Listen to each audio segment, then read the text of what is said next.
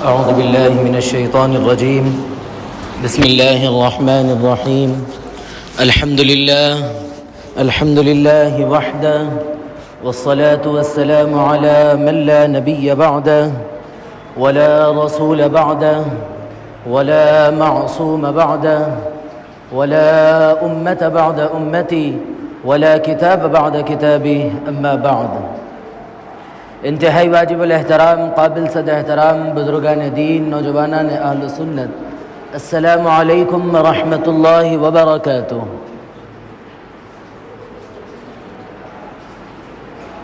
عشرہ ذی الحج کے سلسلے میں کچھ باتیں ذہن میں رکھنے کی ہیں کہ سال میں 3 عشرے ایسے ہیں کہ جس کی بڑی فضیلتیں آئی ہیں. ایک رمضان کا آخری عشرہ اور ذی الحج کا اور محرم کا پہلا عشرہ. احادیث میں اس کی بڑی فضیلتیں آئی ہیں. ذی الحج کے سلسلے میں ہر عبادت کو افضل قرار دیا گیا، اور اس کی افضلیت کے سلسلے میں صحابہ نے پوچھا کہ یا رسول اللہ، جہاد سے بھی کیا افضل ہے؟ تو جناب نبی کریم علیہ الصلاۃ نے ارشاد فرمایا کہ ہاں، جہاد سے بھی افضل ہے، مگر وہ مجاہد جو جہاد میں نکلے اپنے تمام مال کو لے کر، اور جب وہ واپس نہ مال کے ساتھ آئے نہ جان کے ساتھ آئے، اگر کوئی ایسا مجاہد ہے تو تب اس کا جہاد افضل ہے، ورنہ جہاد سے زیادہ افضل اس 10 دنوں کی عبادتیں افضل ہیں. ہم میں سے غور کرے کہ کون ہے بظاہر نہ کوئی حالات ہے نہ جہاد کا موقع ہے، کچھ بھی نہیں، تو اب ہمارے لیے عبادت کرنا، دن میں روزہ اور رات کی عبادتیں نفلی بڑی ثواب رکھتی ہے. اس لیے اس کا بہت اہتمام کرنا چاہیے، اور اس کی راتوں کو شب قدر سے جوڑا گیا کہ ان راتوں کی عبادتیں شب قدر کی طرح عبادتوں کا درجہ رکھتی ہے. اور اس کے روزے بھی بڑے فضیلتیں آئی ہیں اور قبولیت کی گھڑیاں ہوتی ہیں. ہم جانتے ہیں کہ جیسا اللہ تعالیٰ نے انبیاء کو انبیاء پر فضیلت بخشی ہے کہ تلک الرسل فضلنا بعضهم علی بعض، ہم نے بعض انبیاء کو بعض نبیوں پر فضیلت رکھی ہے. اور اسی طرح دنوں میں بھی بعض دن کو، جیسے جمعے کے دن کو فضیلت بخشی ہے، اور پھر اوقات میں تہجد کا وقت ہے، مغرب سے پہلے کا وقت ہے، اس کو ایک قسم کی فضیلت حاصل ہے. اسی طرح یہ عشرہ ذی الحج کو بھی دیگر ایام کی طرح دیگر ایام کے مقابلے میں فضیلت بخشی گئی ہے. اسی لیے اس میں عبادات کا خاص اہتمام کرنا چاہیے. اور پھر اس میں دوسرا کام یہ کرنا ہے کہ ہم کچھ اذکار مقرر کر لیں کہ ان 10 دنوں کے اندر خاص طور سے ہم اس کو مکمل کریں.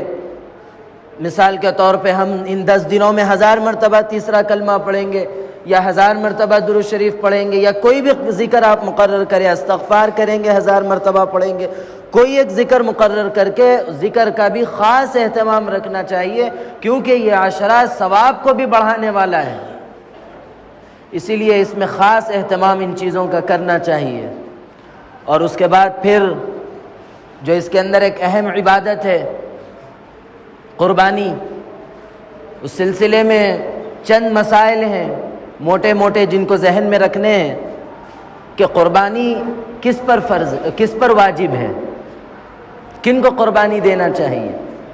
تو سب سے پہلے کہ وہ شخص عقل مند ہو، پاگل نہ ہو. پاگل اگر مالدار بھی ہے، جیسے وراثت میں آ گیا، تب بھی اس پر کوئی قربانی واجب نہیں رہے گی. اور پھر بالغ ہو، کم عمر پر قربانی نہیں ہوگی. اگر وہ صاحب نصاب کا مالک بھی ہو تب بھی اس پر قربانی نہیں ہوگی، چھوٹے بچے پر واجب نہیں ہے، اگر اپنی طرف سے کوئی خوشی سے دے رہا ہے تو ٹھیک ہے، لیکن اس پر قربانی واجب نہیں رہے گی۔ اور پھر تیسرا آدمی مقیم ہے، اگر کوئی شخص یعنی سفر میں نہ ہو ان 10 دنوں میں، یہ ان 3 دنوں میں قربانی کے سفر میں نہیں ہے، گھر پہ، تب اس پر واجب ہوگی، اگر سفر میں ہوگا تو اس پر قربانی واجب نہیں ہوگی عذر کی بنیاد پر۔ اور پھر چوتھی چیز صاحب نصاب ہو۔ گزشتہ دنوں بھی یہ بات آئی تھی کہ زکوٰۃ کے اور قربانی کے نصاب کے اندر 2 بنیادی فرق ہے جو ذہن میں رکھنے چاہیے۔ زکوٰۃ کے نصاب میں استعمال کی چیزیں چاہے وہ ضرورت سے زائد ہوں نصاب کا حصہ نہیں ہوتی، لیکن قربانی کے اندر ہوتی۔ مثال کے طور پر اگر کسی شخص کے پاس 100 جوڑے کپڑے ہیں یا 50 جوڑے 20 جوڑے، عموماً رہتے ہی ہے 10 15 20 تو رہتے ہی ہیں، لیکن شریعت نے ایک آدمی کو 3 کپڑے سردی کے 3 کپڑے گرمی کے، یہ ضرورت کے کپڑے ہیں، اس کے علاوہ جتنے کپڑے ہوں گے اس کا حساب ڈالا جائے گا۔ اور پھر برتن روز مرہ کے استعمال کے ہیں، اس کو چھوڑ کر جو الگ سے اٹھا کے رکھتے ہیں، جو ہے نا دعوت آ گئی نکال لو، وہ بڑا دیگچہ ہے، وہ فلاں فلاں الگ الگ چیزیں اٹھا کے رکھتے ہیں، ہمارے پاس رواج ہے۔ تو جو ضرورت سے زائد جتنا برتن ہے، چاہے وہ کبھی کبھی کیوں نہ استعمال میں آتا ہو، اس کو بھی شمار کیا جائے گا، اور پھر جو کپڑا زائد ہے اس کو بھی شمار کیا جائے گا۔ ان تمام چیزوں کو ملانے سے اگر آدمی نصاب تک پہنچتا ہے 7.5 تولے سونا یا 52.5 تولے چاندی کی مقدار یا اس کی قیمت کو اگر پہنچتا ہے تو اس پر قربانی واجب ہے۔ اور پھر دوسرا فرق یہ ہے کہ زکوٰۃ کے اندر سال گزرنا ضروری ہے، قربانی کے اندر سال نہیں۔ اگر آپ 10 ذی الحج کے اندر اتنے مالک بن گئے نصاب کے تو اب آپ پر فوراً قربانی واجب ہو جائے گی، سال گزرنے کی جو ہے قید نہیں ہے۔ اسی لیے اس کو ذہن میں رکھے، ہمارے پاس اکثر لوگ وہ ہیں کہ جن پر قربانی واجب ہوتی ہے، ہم کہاں، ہم کیسا دے سکتے ہیں، ہماری کیا حیثیت، اس قسم کے بہانے بنا کر قربانی کو نظر انداز کرتے ہیں۔ حالانکہ اللہ رب العزت کے نزدیک ان 3 دنوں میں قربانی سے زیادہ افضل کوئی عمل نہیں ہے، اسی لیے اس کا خاص اہتمام کرنا چاہیے۔ اور پھر اللہ کا شکر ادا کرنا چاہیے ہم کو کہ اللہ نے ہماری قبولیت کو مخفی رکھا ہے، چھپائے رکھا ہے۔ گزشتہ امتوں کے اندر کوئی شخص اگر قربانی دیتا تو اس کو ایک میدان میں یا ایک پہاڑ پر لے جا کے اپنی قربانی کردہ جانور کو رکھ دینا پڑتا تھا، تو بجلی آئی یا آگ آئی آ کر اس کو جلا دیتی تھی۔ جس کی قربانی قبول ہوتی اس کو جلا دیتی، جس کی قبول نہیں ہوتی وہ ویسے ہی پڑی رہتی۔ لیکن اللہ نے اس امت پر ایک خاص فضل فرمایا کہ ہماری قربانیوں کو مخفی رکھا ہے، اسی لیے ہم اخلاص کے ساتھ قربانی کرے اور اللہ کا بار بار شکر ادا کرے کہ اللہ نے ہماری قبولیت کو چھپائے رکھا، ورنہ کتنی شرمندگی ہوتی، لے گئے رکھے اور پھر اس میں 100 رکھے، 60 قبول ہو گئے، 40 پڑے ہیں، اور جس کی قربانی قبول نہیں ہوئی کتنی شرمندگی کی بات رہتی تھی۔ یہ اللہ نے اس امت کے ساتھ خاص فضل فرمایا۔ اور پھر گزشتہ سال یہ باتیں سامنے آئی تھی کہ بعض لوگ ابھی نماز نہیں پڑھے لیکن قصاب آ گیا تو وہ ذبح کر کے مسجد کو پہنچ گئے تھے، تو اس طرح بالکل نہیں کرنا چاہیے، کیونکہ قرآن کریم نے بھی فَصَلِّ لِرَبِّكَ وَانْحَرْ کہا کہ سب سے پہلے نماز پڑھنا ہے، اس کے بعد پھر قربانی کی ادائیگی ہے۔ یہ ایک درجہ بدرجہ طے ہے چیزیں، اسی لیے اس کا خاص اہتمام کرنا چاہیے۔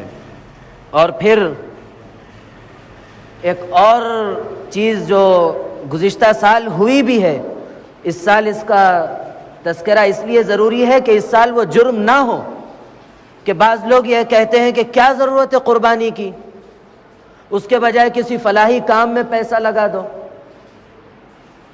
یہ سب باتیں واہیات اور انتہائی بیکار بکواس قسم کی باتیں ہیں۔ جب اللہ کے نزدیک ان دنوں میں قربانی سے زیادہ افضل کوئی چیز نہیں ہے تو پھر ہم دوسری چیزوں کو کیوں ترجیح دیں؟ فلاحی کام کی کوئی فضیلت ان 3 دنوں میں نہیں ہے جتنی فضیلت قربانی کرنے کی ہے۔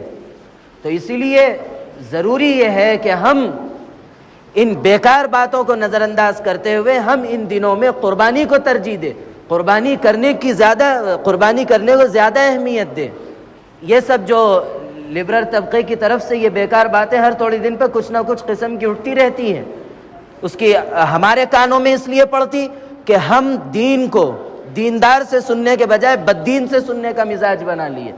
ایک دڑمنڈا ہے، فاسق ہے، شریعت نے اگر کوئی شخص داڑھی کاٹتا ہے تو اس کو فاسق قرار دیا، 1 مشت سے کم اگر داڑھی ہے تو وہ شخص بیٹھ کر دین کے مسائل بتا رہا ہے اور ہم بڑے مزے سے بیٹھ کے سن رہے ہیں۔ یہی وجہ ہے کہ بددینی اور بددیانتی اسلامی سلسلے میں ہماری خیانتیں اسی لیے ابھر رہی ہے۔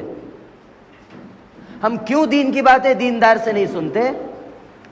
ایک انجینئر اٹھا اس کی سن لیے، ایک ڈاکٹر اٹھا اس کی سن لیے، ایک فلاں اٹھا اس کی سن لیے۔ گھریلو معاملات کا مشورہ جا کے ڈاکٹر سے کریے، وہاں کیوں نہیں کرتے؟ دین کو ہم نے کیوں اتنا بے اہمیت بنایا؟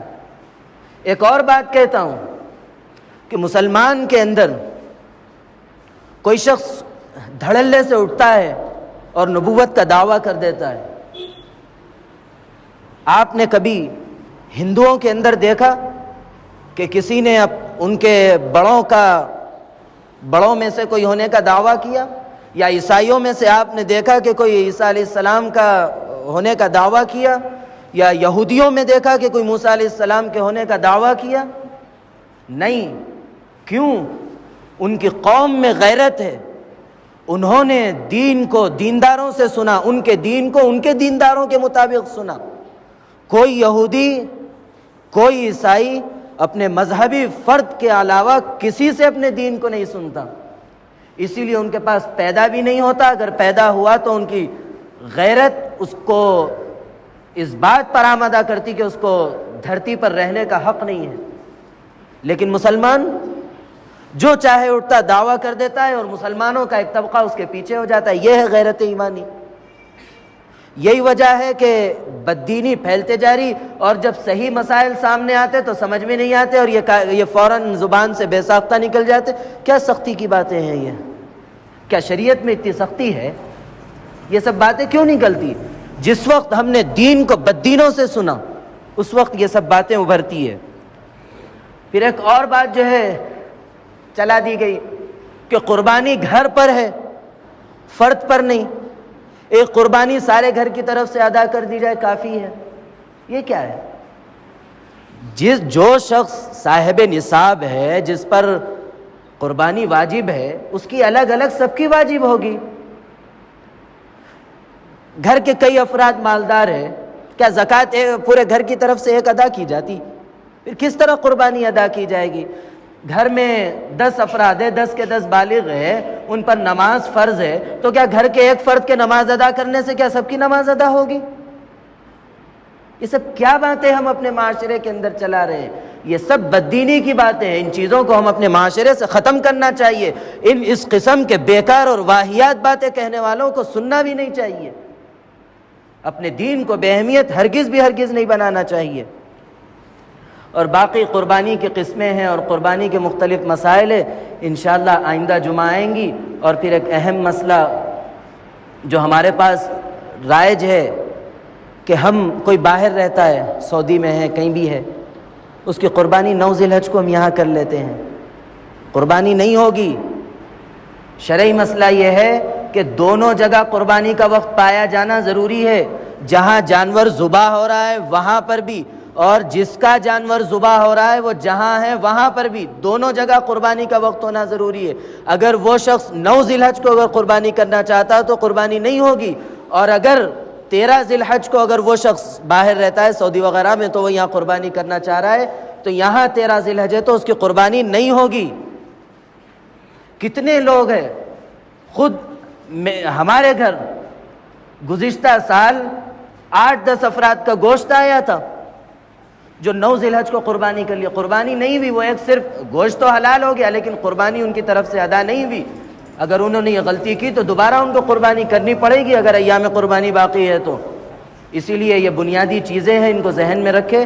انشاءاللہ باقی جو مسائل ہیں جانور کے خریدنے سے لے کے قربانی کرنے تک، وہ مسائل انشاءاللہ اگر اللہ نے چاہا تو آئندہ جمعہ آئیں گے۔ اللہ رب العزت صحیح طور پر ہر دینی عمل کو کرنے کی توفیق عطا فرمائے۔ اللہ رب العزت کہنے سننے لکھنے پڑھنے سے زیادہ عمل کی توفیق عطا فرمائے، عمل کی باتوں پر عمل کرنے، بچنے کی باتوں سے بچنے اور عقیدے کی باتوں پر عقیدہ رکھنے کی توفیق عطا فرمائے۔ آمین۔ وآخر دعوانا ان الحمد للہ رب العالمین۔